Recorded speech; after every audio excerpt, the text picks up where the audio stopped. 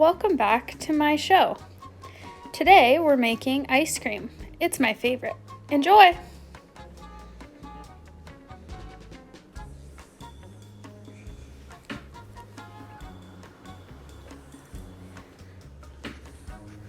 All you need is some cream, milk, sugar, and vanilla.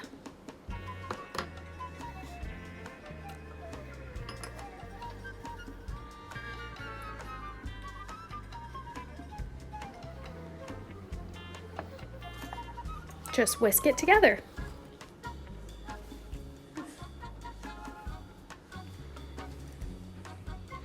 Set the timer for 20 minutes and pour it in. You can check out the Pampered Chef website for more ice cream recipes.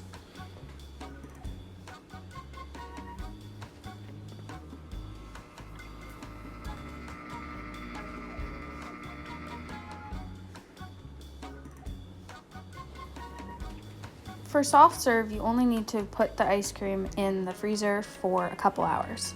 If you want a more traditional ice cream, you're gonna have to wait until the next day.